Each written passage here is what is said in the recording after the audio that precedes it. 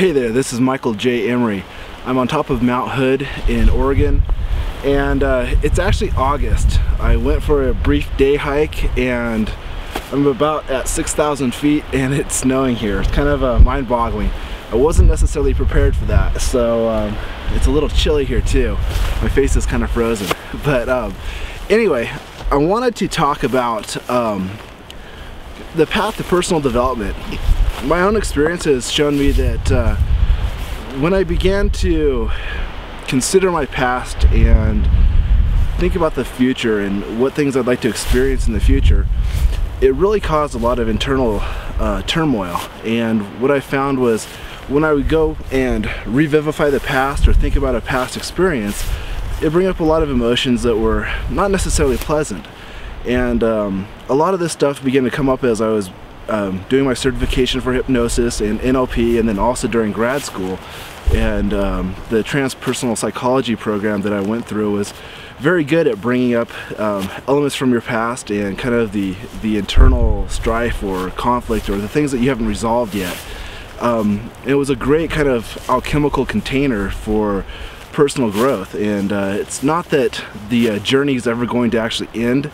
It's just you pick a point, and sometimes the point picks you, and you just jump in, or it begins. And in many ways, I liken it to Joseph Campbell's the hero's journey, or the monomyth, the one world myth that seems to exist in almost all cultures.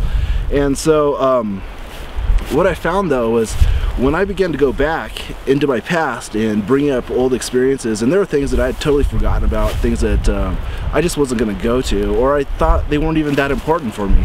But what I found, you know, through my own internal soul searching and some serious dark nights of the soul, I found that I had these experiences, they'd come up, I would kind of brush them off and begin to try to make sense out of them, and then the only place that I could take these would be to my brothers. I've got 3 younger great brothers that are just awesome guys, and my parents. And I think I'm fairly typical with in regards to most people. You know, we have a love-hate relationship with our parents, and you know, during our younger years, our teenage years, it's constant strife and constant bickering and stuff. And then when we get a little bit older, we kind of have a little bit more perspective, and we're able to go back and go, you know, based upon the resources they had and their beliefs and their values, they were doing the best that they could. And you know, sure, there are bad parents, and sure, there are, you know, are great parents on the spectrum,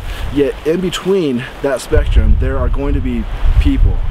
All of our parents were human beings. They were frightened, they were limited in some ways, they probably didn't have all the resources that they could have used when they wanted them, and they did the best that they could.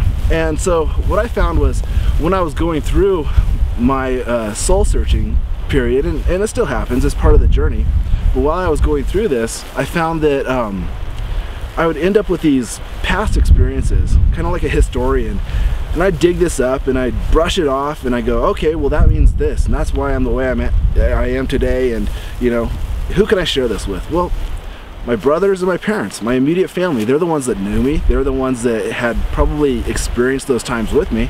And so I would trot over and I'd take it to my parents and go, here, look at this, you know, here's what I had to work with, and this is why I am the way I am, and you know, you guys messed up or whatever. And this started going on probably 5 or 6 years ago, and it was a hard process. I mean, for my parents, you know, I'm sure that it was very much kind of an internal turmoil for them. You know, there's probably some guilt or some shame, or you know, wishing that things would have been different for me, and or for them, you know, that they had different resources.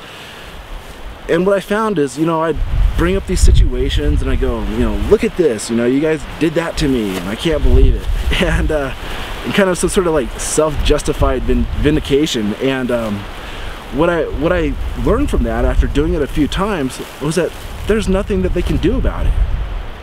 It's a past experience. It's something that's done, it's over. And at best they can apologize. And even then, what do you have? You've got a word, you've got, you know, I'm sorry, or I made a mistake, or whatnot. And what I really learned, and I had to learn it the hard way, and my hope is that for those of you who are beginning a personal development path, or for anyone, when you're going back and reliving your history and you're going back and revivifying personal experiences, this is awesome. It's an amazing process. You go back, you disconnect the things that were negative anchors or negative triggers, and you replace those with positive, beneficial anchors and resources so that you can go into the future and create the kind of future that you want. But the biggest drawback is that you're probably going to find yourself hanging on to this little piece of, something that somebody wronged you way back then, and there's gold in it. And I kind of use this term a lot, but I really see that in all of our troubles, all of our shortcomings, and all of our failures, there's a learning experience. And the power that is included in this is being able to take that learning experience that you had and go out and share it with another person that hasn't reached that point in their life yet.